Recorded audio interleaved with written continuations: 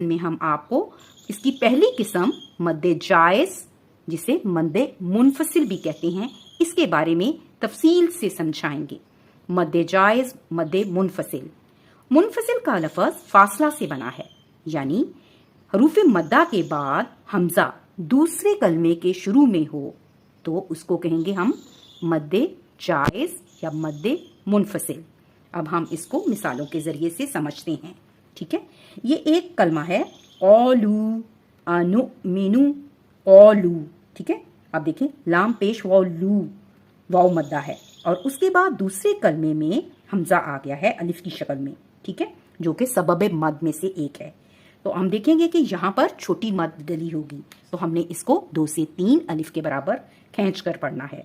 यानी आपको पता चला कि मद फ़रई की तारीफ क्या थी कि हरूफ मद्दा को उनकी असली मिकदार से बढ़ाकर पढ़ा जाएगा।